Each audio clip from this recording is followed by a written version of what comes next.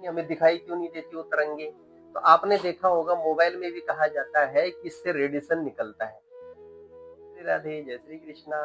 सोमवार के दिन लाखों भक्त शिवलिंग पर दूध क्यों चढ़ाते हैं? क्या आपने कभी सोचा ऐसा क्यों किया जाता है? क्या भगवान को सच में दूध की आवश्यकता है? बिल्कुल नहीं, ये हमारी स्वयं की आवश्यकता है। देखिए कैसे, शिवलिंग एक मूर्ति नहीं है, एक ऊर्जा का केंद्र है।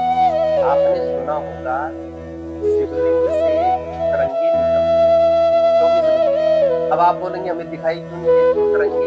तो आपने देखा होगा मोबाइल में भी कहा जाता है कि इससे रेडिएशन निकलता है। आपने क्या कभी देखा मोबाइल से जो रेडिएशन निकलता है कैसे निकलता है, कहाँ निकलता है? देखा आपने? नहीं देखा।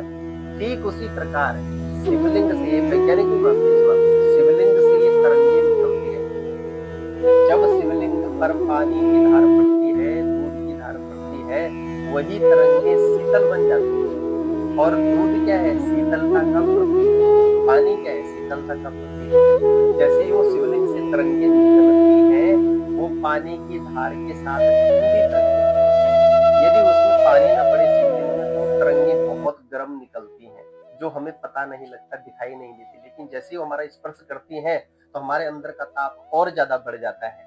इसलिए शिवलिंग पर जब पानी चढ़ाते हैं तो वो तरंगे ठंडी निकलती हैं, और ठंडी निकलती है, आदमी का स्पर्श, आदमी उसके संपर्क में जब भी हम आते हैं तो हमारा मन शांत हो जाता है। शिवलिंग पर दूध चढ़ाने का मतलब है, दूध में एक शीतल गुण होता है, और शिव जी की पूजा में शिवलिंग पर जब दूध चढ़ाते हैं तो इससे क्या होता है, हमारा आंतरिक जो क्रोध है, ताप है, अहंकार है, ये नष्ट हो जाता है।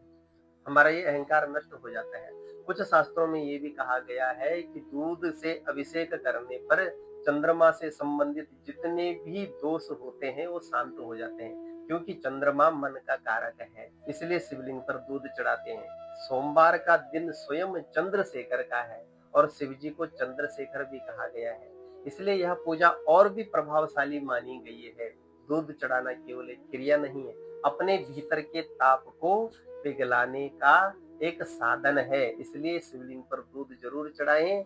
कोई भी विरोध कर रहा है तो उसको करने दें, ये जानकारी आप नोट कर लें, और शिवलिंग पर दूध चढ़ाएं, जल की धार चढ़ाएं। जय श्री कृष्णा, जय श्री राम।